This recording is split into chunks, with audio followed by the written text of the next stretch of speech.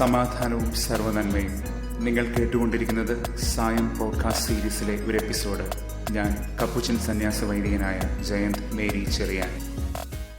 അവർ കണ്ടതിനും കേട്ടതിനും പറഞ്ഞതിനുമപ്പുറം എത്രയോ വിസ്മയകരമായ പരിണിതികളും പരിസമാപ്തികളുമാണ് ദൈവം ഒരുക്കി വച്ചിരുന്നത്. ഓരോ പ്രവാചകനെയും കാത്തിരുന്ന ആ വിസ്മയങ്ങൾ. എമ്മാനുവേൽ, ദൈവം നമ്മോട് കൂടെ എന്ന ആ വിസ്മയം. മനുഷ്യൻ തൻ്റെ പദ്ധതികൾ നടപ്പാക്കുമ്പോൾ വരുന്ന വീഴ്ചകളുണ്ട്, പരിമിതികളുമുണ്ട്. ഓരോ ചരിത്ര കാലഘട്ടങ്ങളും സ്ഥലപരിമിതികളും അവിടെ നിന്നുകൊണ്ട് നാം കാണുന്ന കാഴ്ചകൾക്കും കുറവുകളുണ്ട്. അതുകൊണ്ട് തന്നെയാണ് ഈ മഹാവിസ്മയമായ ദൈവിക പദ്ധതി എന്ന് പറയുമ്പോൾ അത് സ്ഥലകാലങ്ങളെ കവിഞ്ഞു നിൽക്കുന്ന പരന്നു തൊടുന്ന യാഥാർത്ഥ്യങ്ങളായി നമ്മൾ മനസ്സിലാക്കേണ്ടത്.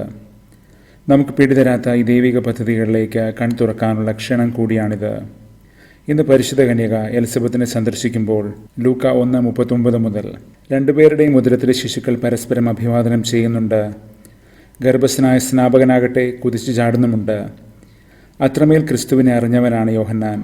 പക്ഷെ പിന്നീട് തൻ്റെ ശുശ്രൂഷയുടെ മൂർധന്യതയിൽ ഇതേ സ്നാപകൻ തന്നെ പറയുന്നുണ്ട്, ഞാനവനെ തിരിച്ചറിഞ്ഞില്ല എന്ന്. യോഹന്നാൻ 1:31 മുതൽ. ദൈവം പഠിപ്പിച്ചു തരാതെ നമുക്ക് ക്രിസ്തുവിനെ തിരിച്ചറിയാനാകില്ലല്ലോ.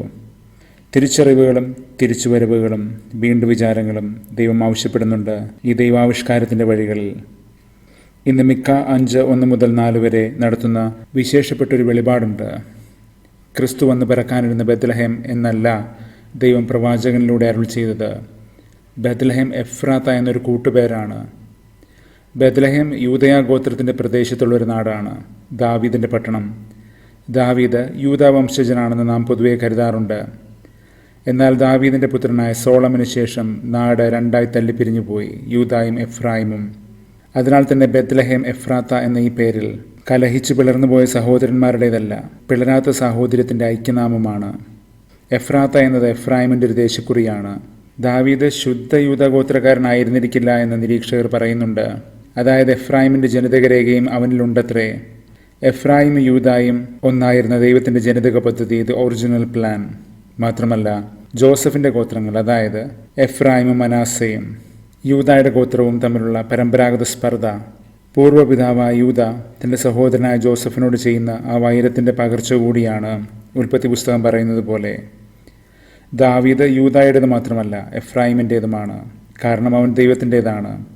ദാവീദ് പുത്രനായ ക്രിസ്തുവും ഇങ്ങനെ ആരുടെയും കുത്തകയല്ല. ക്രിസ്തു എൻ്റേത് മാത്രമല്ല, നിൻ്റേതുമാണ്, നമ്മുടേതുമാണ്. ദൈവം നമ്മോടുകൂടെ എന്നാണല്ലോ അവൻ്റെ നാമം. സ്വാർത്ഥനിഷ്ഠമായ വികലമായ ഉറപ്പുകളല്ല ക്രിസ്തു, വീണ്ടെടുപ്പിൻ്റെയും അനുരഞ്ജനത്തിൻ്റെയും അനിവാര്യത കൂടിയാണ്. ഇന്ന് സങ്കീർത്തനം 80 ജോസഫിൻ്റെ ഗോത്രങ്ങളുടെ ഇടയനായ നാഥനെ ഓർമ്മിക്കുന്നുണ്ട്. റാഹേലിൻ്റെ മക്കളായ ജോസഫും ബെഞ്ചമിനും ഇവിടെ വിടരുന്നുമുണ്ട് ഗോത്രനാമങ്ങളിലൂടെ. എഫ്രായിം, ബെഞ്ചമിൻ, മനാസെ. യൂദായും എഫ്രായിമും തമ്മിലുള്ള ഈ പുനരൈക്യത്തിൽ ഏറ്റവും അധികം സന്തോഷിക്കുന്നതും ഗുണം കിട്ടുന്നതും കുഞ്ഞായ ബെഞ്ചമിനായിരിക്കും. കാരണം രാജ്യം രണ്ടായി പിളർന്നപ്പോൾ ബെഞ്ചമിൻ യൂദായോടൊപ്പം പോയി തെക്കോട്ട്. അതേസമയം ബെഞ്ചമിൻ ജോസഫിൻ്റെ ഗോത്രങ്ങളുടെ ചേർച്ചയായി വരേണ്ടതായിരുന്നു വടക്ക് വശത്ത്.